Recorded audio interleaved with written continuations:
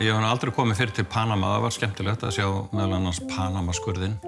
Eftir það rendi ég mér norður, fór í gegnum landamærastöðina, var stoppað þar og þá kom í ljós að mig skorti stimpil sem var nokkurs konar akstursleyfi fyrir Panama sem ég átti að hafa fengið á flugvellinu þegar ég kom inn í landið.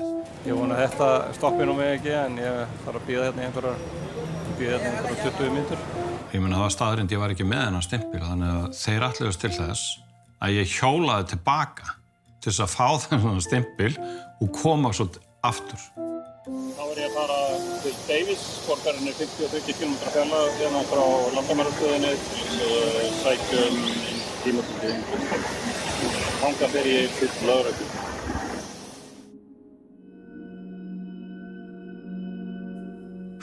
Það var alltaf að ég geti bara farið í gegnum þvæluna og vitleysuna sem átti sér stað næstu 3 daga vegna þess að þeir stoppuðu mig í 3 daga.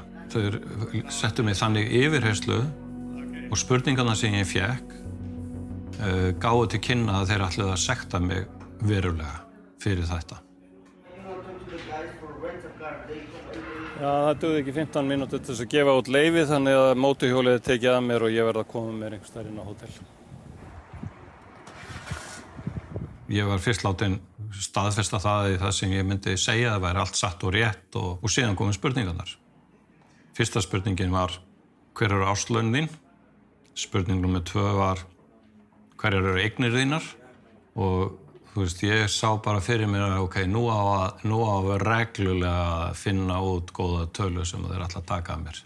En á ákveðnum tímapunkti þá hafði ég samband heim og viðkomandi hafði samband við íslenska ræðismanninn í Perú og eftir það breyttist allt viðhorf til hringfarans. Og ég þurfti að borga $12,5 fyrir það að fara í lögreglufylgd upp að landamærunum tilbaka. Og ég var laus allra mála. Kaldhænin í þessu öllu saman var svo að ég hefði aldrei þurft að stoppa við landamærin. Ég hefði getað bara rúlla mér í gegn. Það var ekki slikt kontról á þessu. Þá ég komin inn í Costa Rica og Costa Rica mikið túristaland og það var ákveðið frjálsræði að koma þangað nema hvað. Þar lenti ég í því að vera bitinn af einhverjum pöttum, ég veit ekki hvað það voru flær eða hvað þetta var, ég var allur uppbólginn á bakinu. Þannig að næstu nótt þá vildi ég bara vera viss það að vera á fínu hóteli í þar sem væri allt hreint og fínt. Á leið minni út úr landinu með ströndinni þá kem ég að kvöldi til, eða svona seint að degi til, inn í lítið þorp sem heitir Dominical, sem strandbær og spyr 3 drengi sem ég hitti, augljóslega ekki innfæddir, hvort þið vita af einhverju hóteli. Hann sagði, einhverju góðu hóteli, segi ég. Þeir sagði, hér eiginlega ekkert góð hótel, en þú getur reynt þetta þarna og bendað mér á stað. Svo ég fer að segja við það, hvaðan eru þið? Já, við erum frá Bandaríkjunum. I specifically am from Toledo, Ohio, and my friend Kristján here apparently went to the same high school I did as an exchange student in 1973, and I graduated in 2009. So despite some 30-year difference, that's pretty insane that we met on some random back road in the middle of Costa Rica. Small world, I guess. That's pretty cool, though. Nice to meet you. Hell yeah. Yeah. Small world. Good. Eftir Panama var ég fann að setja dálítið stefnuna stíft á að komast til Bandaríkjanna.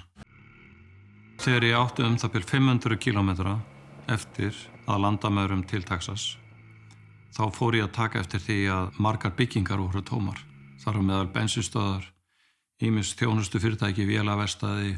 200 kilometrum seinna, þá kem ég að litlu veitingahúsi við veginn og ég fer inn og tala við þar eigandann. Og hann segir við mig, ég eindregið ráðleggar að fara 100 kilometrar tilbaka upp í fjöllin og fara yfir til Texas og allt öðrum landamærum. Þetta stórhættuleg leið. Og hann segir mig frá því hvernig eiturlyfja barónarnir berjast á banaspjótum á þessu svæði. Fyrir mig var þetta mjög erfið ákvörðun að fara tilbaka vegna þess að ég átti cirka 300 kilometra eftir til landamæranna. Og hugur minn var kominn til Bandaríkjanna. Hann var kominn heim í eitthvað öryggi. Og ég sá svona vöruflutningabíla og ég hugsaði með mér, ég ætla bara að koma mér inn á millitveggja sem ég gerði. En fljótlega þá komum við að bílalest, það voru einhverjum svona 3-5 bílar sem voru fylgdu eftir 2 herbílum. Þeir skönnuðu allar minnstu hreyfingar í umhverfinu og voru tilbúnir. Og síðan náttúrulega skilaði þessi bílalest sér til landamæranna og ég veifaði þeim bara bless. Ég allt í einu bara komin til Bandaríkjanna.